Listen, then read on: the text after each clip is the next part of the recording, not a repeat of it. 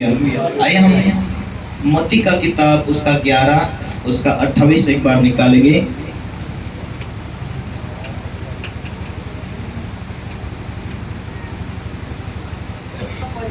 हे सब परिश्रम करने वालों और बोझ से दबे हुए लोगों मेरे पास आओ। यीशु ने कहा, हे सब परिश्रम करने वाले लोगों और बोझ से दबे हुए लोगों मेरे पास आओ, मैं तुम्हें विश्राम दूंगा। हालेलुया। प्रभु ने कहा, मैं तुम्हें विश्राम दूंगा, तुम्हारा बोझ लेकर मेरे पास आओ, मैं तुम्हें विश्राम दूंगा। आज जुने लोग नए लोग बहुत अच्छी रीति से ध्यान दे रहे हैं।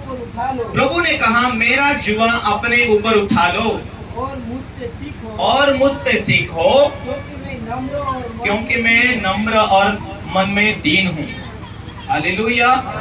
प्रभु ने कहा, मेरा जुआ तुम उठा लो, तेरा जुआ मैं उठाऊंगा। कितने लोग आज अपने जीवन में थके हुए, बीमारी, समस्या, जो भी कुछ आप प्रॉब्लम लेकर प्रभु के पास आए, प्रभु ने कहा, मेरा जुआ तू उठा ले और तेरा जुआ मैं उठाऊंगा। हालेलुया। प्रभु ने कहा, मैं तेरा जुआ उठाऊंगा, तू मेरा जुआ उठा ले। इसीलिए परमेश्वर ने कहा कि मैंने तुम्हें चुना है मेरी महिमा कर सके, मैंने तुम्हें चुना है मेरी आराधना कर सके। यह हमारा विश्वास होना चाहिए कि परमेश्वर इस दुनिया के अंदर स्वर्ग को छोड़कर आने का मकसद है कि वो मेरे जुए को उठाए। प्रभु का वचन में लिखा है, परमेश्वर ने जगत से ऐसा प्यार किया कि अपने इकलौते पुत्र दे दिया ताकि जो कोई विश्वास करे वो आनंद का जीवन जिए, आनंद का जीवन जिए, खुशियों का जीवन जिए। बात इतनी है कि हम प्रभु का जुआ नहीं उठा रहे हैं, इसीलिए प्रभु हमारा जुआ नहीं उठा रहा। प्रभु हमारा जुआ उठाने के लिए तैयार है। प्रभु ने कहा, मुझसे सीख, मैं दीन और नम्र हूं, वैसा तू दीन और नम्र बन जा। तेरा कितना भार है, तेरी बीमारी का भार है, तेरा कर्जे का भार है, तेरी कौन सी बीमारी, कौन सी समस्या का भार है, तू इतना हो कि तू विश्वास कर, विश्वास रख, आशा रख, मैं तेरे बोझ को उठाऊंगा। एक बार मत्ती का उसका 8 अध्याय उसका हम 8 का 5 में थोड़ा पढ़े और फिर वापस उसी वचन में आएंगे। जब यीशु कफरनहूम में आया तो एक सूबेदार ने उसके पास आकर उसे विनती की, हे प्रभु, मेरा सेवक घर में लकवा रोगी से बहुत दुखी पड़ा है। उसने उससे कहा, मैं आकर उसे चंगा करूंगा। यीशु ने कहा, सूबेदार ने उत्तर दिया, हे प्रभु, मैं इस योग्य नहीं कि तू मेरे छत के तले आए, परंतु केवल मुख से कह दे तो मेरा सेवक चंगा हो जाएगा। यह एक सूबेदार का विश्वास था, प्रभु तू ना भी आएगा लेकिन तू जहां है वहां से एक शब्द कह दे, चंगा हो जाएगा। विश्वास से बोला उसने। कोई पढ़ सकते वहां से आगे। हालेलुया। मेरा सेवक लकवे से घर में रोके होकर पड़ा है, तो प्रभु ने कहा, ठीक है, मैं आकर चंगा करूंगा। प्रभु, मैं इस योग्य नहीं हूं कि तू मेरे घर के नीचे आए, मैं पापी हूं।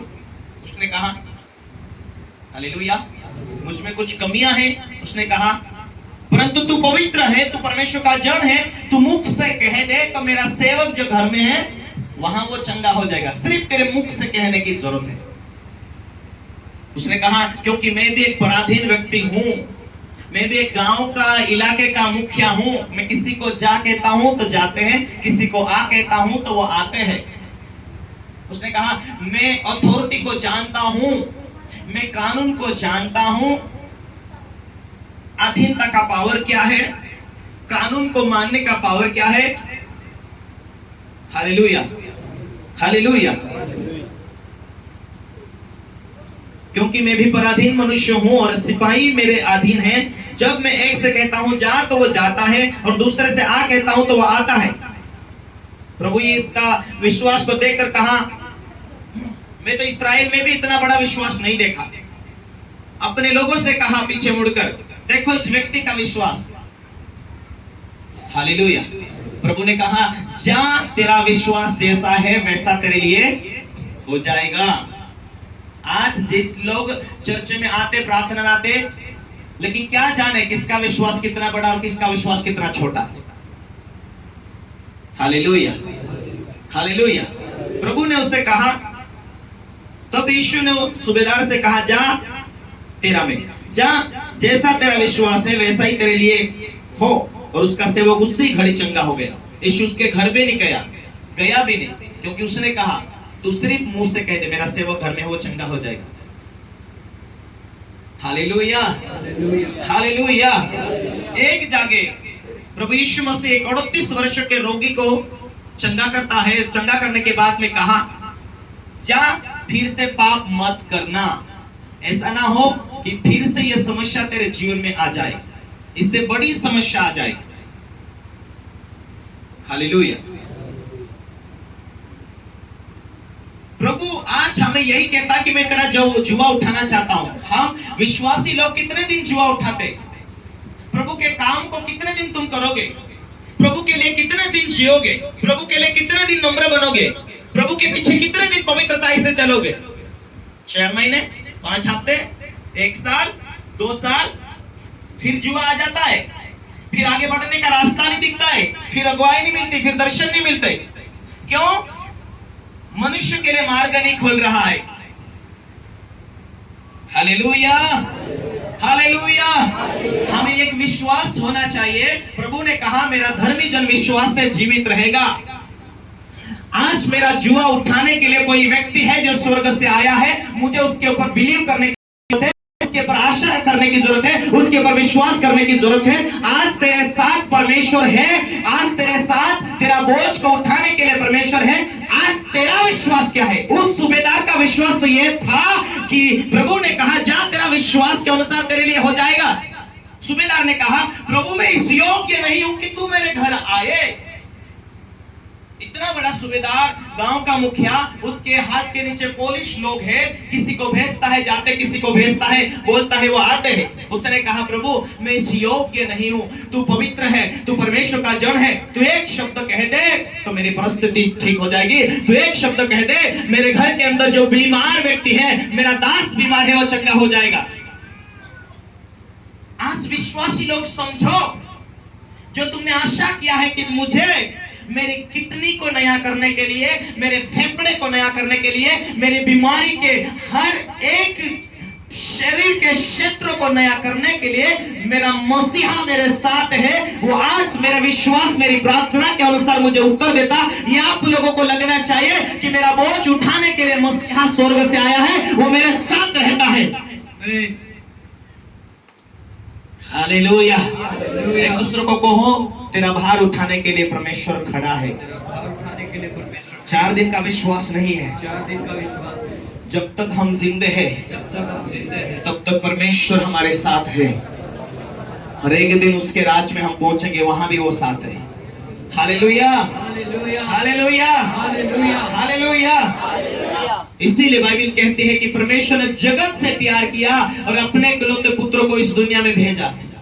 यीशु आया, दुनिया में मारा गया, गाड़ा गया, तीसरे दिन मुर्दों में से जीवित हुआ। आज भी वो जिंदा है, क्योंकि जिंदा उड़कर गया है। बाइबल ये हमें प्रूफ देती है और वो जीवित होने के निशान है।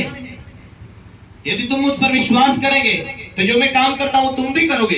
अंधे देखेंगे, लंगड़े चलेंगे, गूंगे बोलेंगे, बहरे सुनेंगे, ये काम होगा। Hallelujah, hallelujah.